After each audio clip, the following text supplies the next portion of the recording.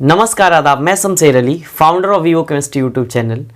आज की इस वीडियो में हम लोग 2019 का बिहार बोर्ड का 12th क्लास का जो क्वेश्चन बैंक का क्वेश्चन पेपर था उसको सॉल्व करने वाले हैं। क्योंकि इससे पहले हमने 2009 से 2018 तक के जितने केमिस्ट्री के क्वेश्चन पेपर थे उनको हमने बारीकी से एक एक क्वेश्चन को सॉल्व किया है और ये 2019 का क्वेश्चन पेपर हम सॉल्व करने जा रहे हैं। और काफ़ी ज़्यादा मात्रा में आप लोगों का ये डिमांड था कि आप 2019, 20 और 21 का भी सॉल्यूशन कराइए, जैसे आपने 9 से 18 तक का कराया है। तो चलिए शुरू करते हैं इस वीडियो में। हम पहला क्वेश्चन देखते हैं। ऑब्जेक्टिव के तौर पे ये पहला क्वेश्चन है जिसमें आपको 2019 में 35 क्वेश्चन आपको मिलेंगे और 35 के 35 क्वेश्चन का सॉल्यूशन करना था और एक एक करके चेक कर लेते हैं। देखिए पहला सवाल है, एक फैराडे विद्युत कितने कूलाम के बराबर होता है? तो आपको मालूम होगा, इलेक्ट्रोकेमिस्ट्री में आपने पढ़ रखा होगा कि एक फैराडे विद्युत, कितना फैराडे? एक फैराडे विद्युत 96,500 कूलाम के बराबर होता है। 96,500 कूलाम के बराबर होता है। तो इसलिए ऑप्शन जरा चेक कर लीजिए कितना होगा, कौन सा होगा?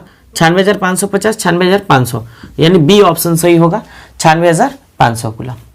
क्लियर हुआ? चलिए दूसरे क्वेश्चन की तरफ बढ़ते हैं। अब हमारा अगला सवाल है, लोहे के मुख्य अयस्क है। ऑप्शन चेक करिएगा।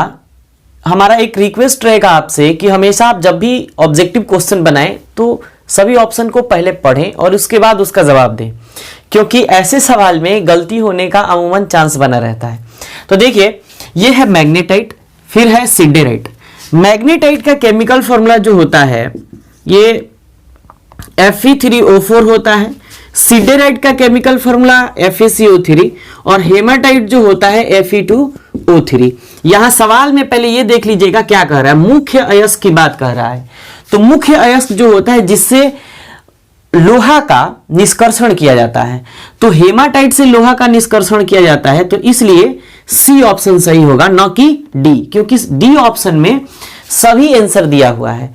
तो सभी अयस्क हैं लेकिन ये प्रमुख अयस्क है। और इस क्यों? क्योंकि इससे लोहा की प्राप्ति सस्ता एवं सुगमता पूर्वक आसानी से प्राप्त किया जाता है। मतलब लोहा की प्राप्ति सस्ता एवं सुगमता पूर्वक होती है। तो ये सी ऑप्शन सही होगा, डी ऑप्शन बिल्कुल सही नहीं होगा। अगर आप ऐसा सोचते हैं कि डी सही होगा, लेकिन सवाल पहले चेक कर लीजिएगा कि मुख्य अयस्क की बात हो रही है। तो चलिए, ये आपका मैग्नेटाइट, ये सिडेराइट, ये हेमाटाइट। हेमाटाइट प्रमुख अयस्क है, इसलिए हेमाटाइट बिल्कुल सही आंसर होगा। अगर आप इसके रिगार्डिंग एक अयस्कों के रिगार्डिंग एक अलग सा वीडियो देखना चाहते हैं तो आपको डिस्क्रिप्शन बॉक्स में लिंक मिल जाएगा, वहां से आप चेकआउट कर लीजिएगा, क्योंकि सभी अयस्कों के बारे में हमने उसमें बात किया है। चलिए तीसरे क्वेश्चन के बारे में बात करते हैं। तो तीसरा सवाल है आपका, अल्कोहल बनने में अल्कीन के एक हाइड्रोजन को किस ग्रुप द्वारा प्रतिस्थापित किया जाता है? तो अगर ये अल्कीन है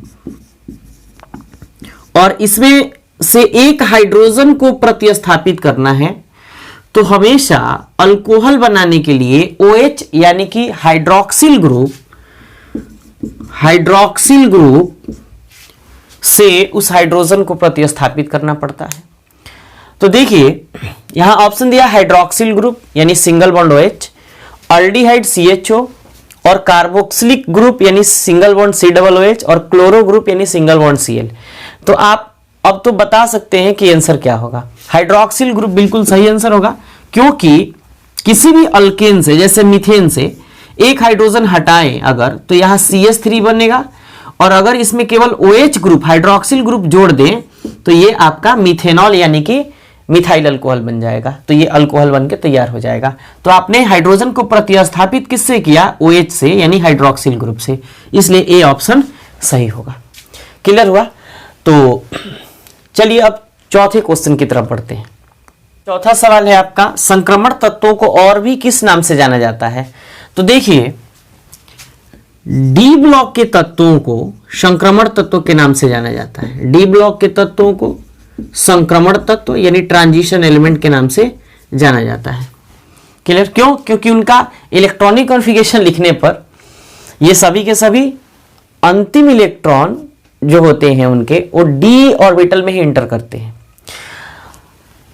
रीजन अगर संक्रमण तत्व का पूछा जाए तो वैसे डी ब्लॉक के तत्व जिनके इलेक्ट्रॉनिक विन्यास लिखने पर डी ऑर्बिटल पूर्णतः नहीं भरे होते हैं उनको संक्रमण तत्व कहा जाता है। जैसे कि अगर स्कैंडियम की बात करेंगे तो ये परमाणु संख्या 21 होता है और इलेक्ट्रॉनिक कॉन्फ़िगरेशन अगर लिखे तो ऑर्गन 18, ये 4s2 और 3d1। डी में टोटल 10 इलेक्ट्रॉन भरे जाते हैं लेकिन इसमें केवल एक ही इलेक्ट्रॉन है, इसलिए जब डी ऑर्बिटल अपूर्ण है, पूरा नहीं भरा हुआ है, इनकम्प्लीटली फिल्ड है, इसलिए स्कैंडियम जो है ये एक संक्रमण तत्व है। बात क्लियर हुई? तो चलिए ऑप्शन क्या होगा, ये कह रहा है एस ब्लॉक। एस ब्लॉक क्या होते हैं? पहले ग्रुप और दूसरे ग्रुप के तत्व।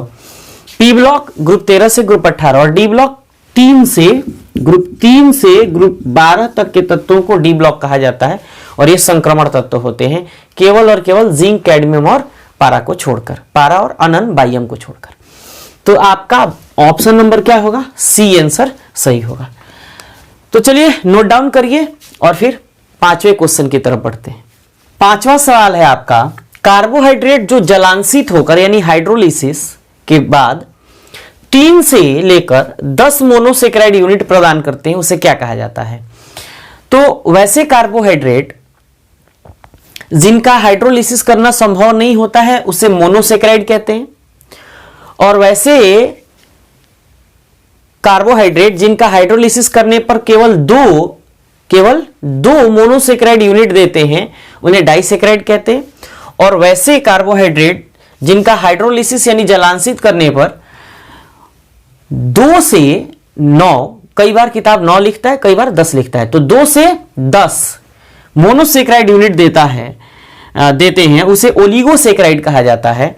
और वैसे कार्बोहाइड्रेट जिनको हाइड्रोलिसिस करने पर 10 से अधिक मोनोसेकेराइड की यूनिट देते हैं उन्हें पॉलीसेकेराइड कहा जाता है। तो यहां कह रहा है 3 से लेकर 10 तक, मतलब 2 से 10 भी आप रेंज समझ सकते हो। तो 2 से 10 का रेंज जो होता है वो ओलिगोसेकेराइड का होता है, ऑप्शन सी यही होगा।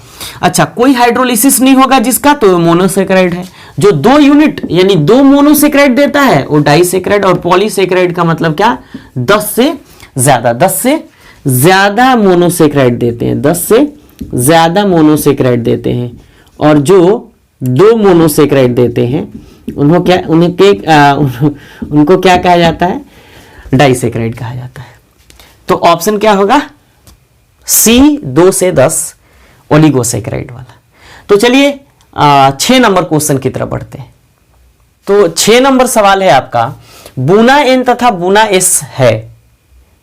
तो बुना एस क्या है? बुना एस एक रबर है, और कैसा रबर है वही आपसे पूछा जा रहा है। ये प्राकृतिक रबर है कि संश्लेषित रबर है कि लैटेक्स है या पॉलीथीन है?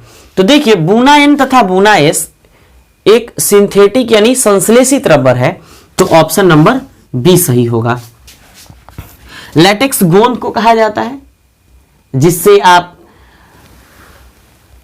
पॉलीमर को बनाते हैं, और आमतौर पर पॉलीमर को बनाए जाने वाले जितने दूध होते हैं जो हेविया ब्रासिलियंसिस जो पेड़ होते हैं उससे निकाला जाता है, उन्हीं को लैटेक्स कहा जाता है आम भाषा में, जो केमिस्ट्री की भाषा है।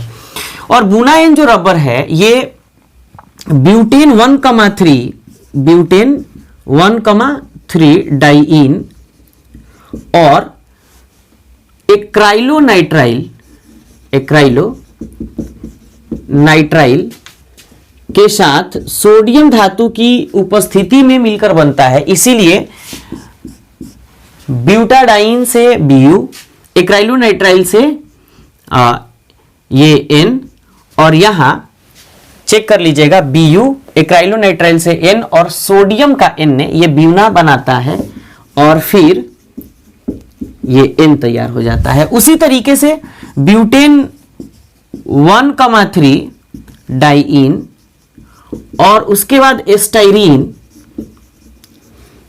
एस्टाइरीन को जब सोडियम धातु की उपस्थिति में गर्म किया जाता है तो बुना एस रबर तैयार हो जाता है। तो यहां से Bu निकाला गया है, यहां से एस्टाइरीन का S निकाला गया है, और Na ये Bu और Na बुना और ये एस्टाइरीन का S, जैसे ही नामकरण के लिए इन दोनों को निकाला जाता है तो ये बुना N और बुना S तैयार होता है। तो ये सिंथेटिक रबर है जिसको हम लोग संश्लेषित रबर हिंदी में कहते हैं, और काफी फेमस सवाल है, इसको आप इग्नोर नहीं कर सकते, बहुत बार ये सवाल पूछा गया है। तो चलिए, बुना एन तथा बुना एस रबर एक संश्लेषित रबर है और बी ऑप्शन आपका सही होगा। मिलते हैं अब 7वें क्वेश्चन में। 7वां सवाल है आपका, पेट में अत्यधिक अम्ल को बनने से रोका जा सकता है, किससे रोका जा सकता है? ऑप्शन में वही आपको बताना है। तो देखिए, यहां दिया है प्रत्यम्ल, जिसको हम लोग हिंदी में प्रतिअम्ल भी कहते हैं और अंग्रेजी में इसी को एंटासिड के नाम से भी जाना जाता है। दूसरी तरफ पीड़ाहारी, तीसरी तरफ यानी सी ऑप्शन ज्वरनाशी और चौथा है प्रतिजैविक यानी एंटीबायोटिक। तो देखिए, पेट में अत्यधिक अम्ल की मात्रा को बनने से रोकने के लिए हमेशा एंटासिड यानी प्रत्यम्ल या प्रतिअम्ल का इस्तेमाल किया जाता है, तो इसलिए ऑप्शन ए सही होगा। बात करें अगर पीड़ाहारी की, तो वैसे ड्रग्स या केमिकल्स जिनसे शरीर का यानी बॉडी का पीड़ा खत्म किया जाता है, जो दर्द का नाश करता है, उसी को दर्दनाशक या पीड़ाहारी कहा जाता है। और ज्वरनाशी की बात करें तो वैसे ड्रग्स या केमिकल्स जो शरीर के ज्वर को यानी बुखार को कम करते हैं या खत्म करते हैं, उसे ज्वरनाशी कहा जाता है। तो ये आपका ऑप्शन नंबर ए है, जिसमें हम लोग प्रत्यम्ल या एंटासिड कह सकते हैं। तो चलिए 8वां सवाल देखते हैं। 8वां सवाल है, CH3COOH का IUPAC नाम क्या है? तो काफी आसान सवाल है। CH3COOH यानी C डबल बॉन्ड OOH, ये कार्बोक्सिलिक एसिड यानी कार्बोक्सिलिक एसिड का फंक्शनल ग्रुप है और जिसमें कार्बन एटम की संख्या 2 है, एक और एक या 1 2 ऐसे लिख सकते हैं। तो IUPAC अल्केनोइक एसिड होता है, तो कार्बन एटम की संख्या 2 है, तो इसलिए इसको हम लोग इथेनोइक एसिड कह सकते हैं। इथेनोइक एसिड यानी कि एथेनोइक अम्ल कह सकते हैं हिंदी में, इथेनोइक अम्ल। जबकि अगर कॉमन नेम की बात करें यानी सामान्य नाम की बात करें तो इसी को एसिटिक एसिड के नाम से जाना जाता है। और अंग्रेजी में एसिटिक एसिड, हिंदी में एसिटिक अम्ल कह सकते हैं, जो सिरका यानी कि विनेगर का एक अच्छा सोर्स है। तो इसलिए ऑप्शन जरा चेक कर लीजिए, मिथेनोइक अम्ल, इथेनोइक अम्ल, प्रोपेनोइक अम्ल और मिथेनॉल। तो इथेनोइक अम्ल यहां सही आंसर होगा, इसलिए क्योंकि इसका IUPAC नाम इथेनोइक एसिड होता है। बी ऑप्शन सही होगा। तो चलिए 9 नंबर क्वेश्चन की बात करते हैं। 9 नंबर सवाल है आपका, सुक्रोज का सूत्र है। सुक्रोज का सूत्र, जिसको हम लोग चीनी भी कहते हैं, चीनी का सूत्र क्या है? तो आप 7th क्लास से पढ़ते हुए आ रहे हैं कि सुक्रोज, जिसको NCERT सुक्रोज कहता है, या आप शुगर कह लो, या हिंदी में चीनी कह लो, या शक्कर कह लो, या इसी को शर्करा कह लो, जो कहना है कह लो। इसका रासायनिक सूत्र यानी जो सूत्र होता है C12H22O11, मतलब कार्बन परमाणु की संख्या 12, हाइड्रोजन का 22 और ऑक्सीजन का 11 होता है। तो ऑप्शन जरा चेक कर लीजिए, C12H22O12 बिल्कुल नहीं होगा, C12H22O11 बिल्कुल सही, ऑप्शन नंबर बी सही होगा। तो हमारा अगला सवाल है, CH3CH2NH2 को कहा जाता है, क्या कहा जाता है भाई? ऑप्शन जरा चेक कर लीजिए, इथाइलेमीन कहा जाता है कि प्रोपाइलेमीन की मिथाइलेमीन की अमोनिया, क्या कहा जाता है? देखिए, आपको इसमें IUPAC या कॉमन नेम बताना है, तो चेक कर लेते हैं जरा क्या होगा। ये CH3 CH2 और NH2 है, जिसमें कार्बन एटम की संख्या 2 है, एक और ये 2। तो अगर IUPAC नेम की बात करेंगे तो ये अल्केनामाइन होता है, इसका मतलब ये इथेनामाइन होगा। क्या होगा? इथेनामाइन, मतलब इथाइलेमीन। हम लोग कॉमन नेम भी लिख सकते हैं, कॉमन नेम भी जरा लिख लेते हैं। इसको क्या कहते हैं? Ethyl amine. चूंकि कार्बन एटम की संख्या 2 है और ये एमीन का फंक्शनल ग्रुप है, इसलिए इथाइल एमीन कह सकते हैं। तो ये है आपका इथेनामाइन, जो IUPAC है, इथेनामाइन या इथेनामाइन, ठीक है, बिल्कुल प्रोनाउंसिएशन हो सकता है अलग हो जाए किताब से। इथाइल एमीन, ये इथाइल एमीन। चेक करिए ऑप्शन क्या होगा, या तो इथेनामाइन होना चाहिए या इथाइलेमीन होना चाहिए। ऑप्शन देखिए, पहला ऑप्शन है इथाइलेमीन, ऑप्शन तो यही सही होगा। चेक कर लीजिए क्यों, क्योंकि कार्बन एटम की संख्या अगर 2 हो तो रूट नेम क्या होता है, एथ होता है, तो ये इथाइल। अच्छा, अगर प्रोपाइल की बात होती तो 3 कार्बन एटम होता तो प्रोपाइल होता, मिथाइलेमीन 1 कार्बन एटम होता तो मिथाइलेमीन होता। अमोनिया को NH3 कहते हैं, अमोनिया NH3। ये प्रोपाइलेमीन CH3 CH2 CH2 NH2 हो जाता, और ये इथाइलेमीन अभी ये है, और मिथाइलेमीन क्या होता, CH3 NH2 होता। क्लियर है? तो चलिए अगले क्वेश्चन की तरफ बढ़ते हैं। अगला सवाल है, आवर्त सारणी के ग्रुप 1 के तत्वों को जाना जाता है। ग्रुप 1 की बात हो रही है, ग्रुप 1 के तत्वों को किस नाम से जाना जाता है? तो देखिए, अगर बात करें ग्रुप 1 के तत्वों को किस नाम से जाना जाता है, तो इनको कहा जाता है क्षारीय धातु।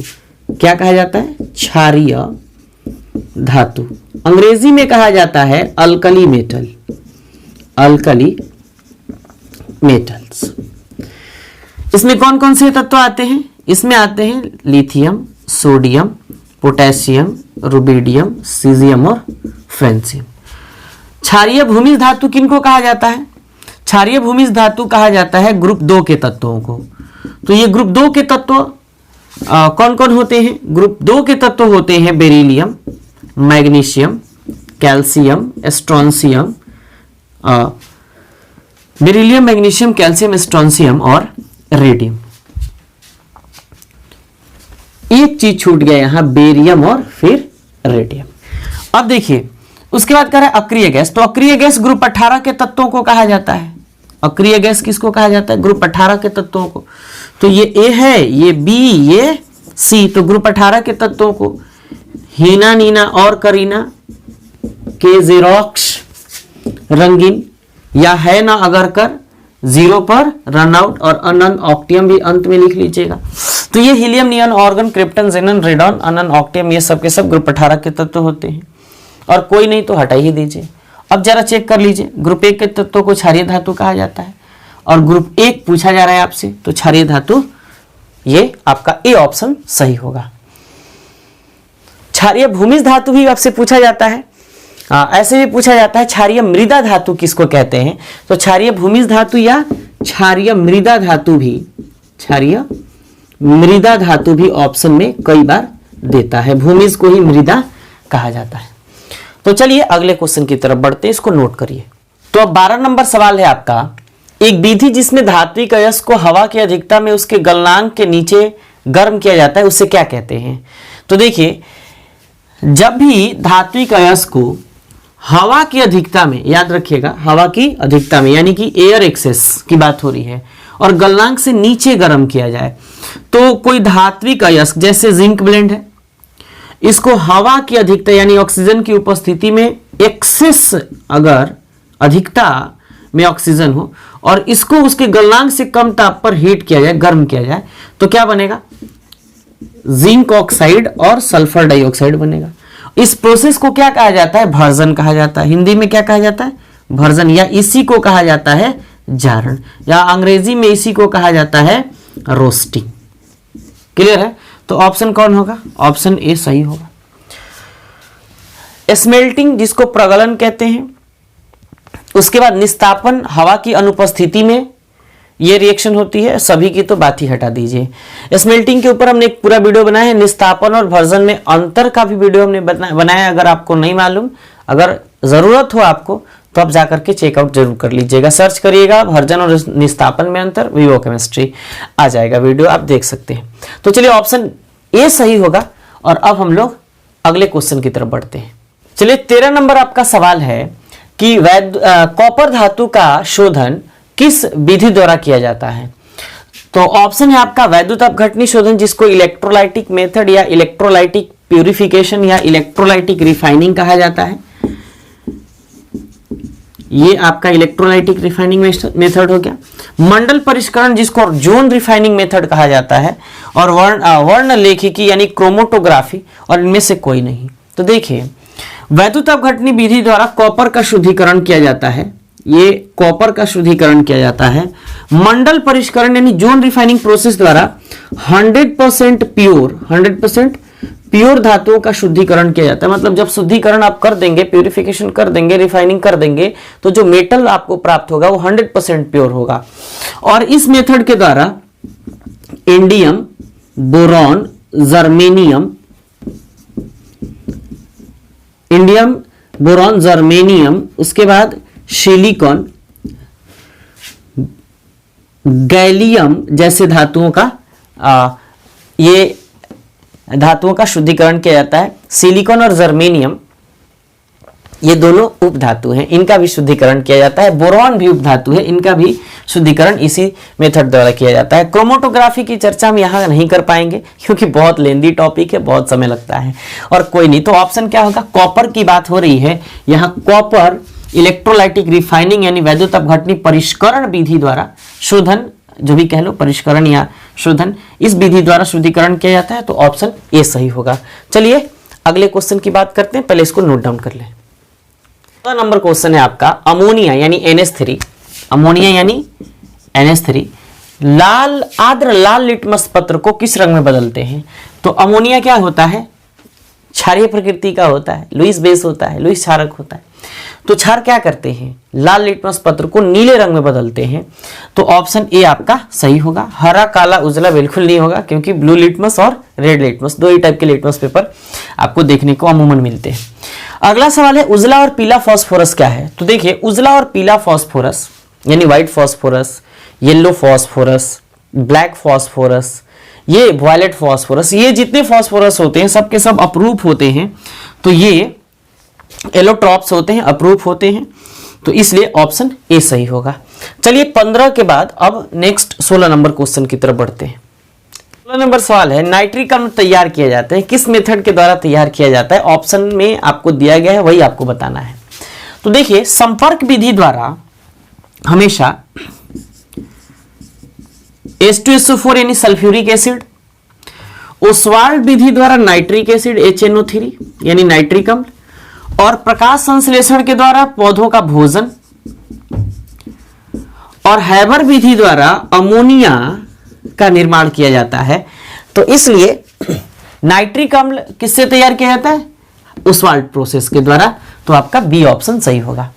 संपर्क विधि, ओस्वाल्ड विधि, हैबर विधि, इन तीनों विधियों के बारे में हमने particular detail long type question का आंसर हमने बना रखा है इस चैनल पे। अगर आप देखना चाहते हैं तो सर्च करें, टॉपिक सर्च करें और विवो केमिस्ट्री उसमें ऐड कर दें। फिर ऐड करने के बाद आपको सर्च बार में आएगा, क्लिक करके आप पूरी वीडियो देख सकते हैं। बहुत ज़्यादा इंपॉर्टेंट ये तीनों, हैबर विधि 5 नंबर का पूछा जाता है, ओस्वाल्ड 5 नंबर का, और संपर्क विधि भी 5 नंबर का पूछा जाता है। तो चलिए आपका सही आंसर क्या होगा? नाइट्रिक अम्ल किस विधि द्वारा तैयार किया जाता है? ओस्वाल्ड विधि द्वारा। तो बी ऑप्शन सही होगा। 17 नंबर सवाल है, नाइट्रिक अम्ल का सूत्र है। तो नाइट्रिक अम्ल का सूत्र अभी हमने यहाँ बताया था, ओस्वाल्ड प्रोसेस के द्वारा नाइट्रिक अम्ल का निर्माण किया जाता है और उसका केमिकल फॉर्मूला यानी रासायनिक सूत्र HNO3 होता है। तो ऑप्शन नंबर ए सही होगा, HNO3। H2N2O4 कुछ होता नहीं है, HNO4 कुछ होता नहीं है। HNO2 को नाइट्रस अम्ल कहा जाता है, HNO2 को नाइट्रस अम्ल कहा जाता है, नाइट्रस अम्ल कहा जाता है। तो ये आपका नाइट्रस अम्ल है, ये आपका नाइट्रिक अम्ल है, जिसको नाइट्रिक एसिड के नाम से भी जाना जाता है। तो ये आपका सही आंसर होगा। तो इस वीडियो में ये पार्ट 1 वीडियो हम रख लेते हैं, और इस वीडियो में इतना ही क्वेश्चन, क्योंकि वीडियो लंबा हो जाएगा फिर आपको मजा नहीं आएगा। तो 18 के बाद से जितने 35 क्वेश्चन, 18 के बाद से 35 नंबर तक जो क्वेश्चन के आंसर आएंगे वो अगले वीडियो में आएंगे। और आपको ये वीडियो टोटल कैसा लगा कमेंट करके जरूर बताइए। जो भी सॉल्यूशन हमने बताया आपको, आपके लिए सफिशिएंट था या नहीं, मतलब जितनी ज़रूरत थी आपको उतना था या नहीं, आप कमेंट करके जरूर बताएं। मिलते हैं नेक्स्ट वीडियो में इसी के पार्ट 2 में। तब तक के लिए आप जो भी प्लेलिस्ट चैनल पे है उसको आप जरूर चेकआउट कर लें, और परीक्षा की तैयारी के लिए सफिशिएंट स्टडी मटेरियल इस चैनल पे मौजूद है। तो मिलते हैं नेक्स्ट वीडियो में। वीडियो देखने के लिए आपका बहुत बहुत शुक्रिया। मिलते हैं पार्ट 2 में।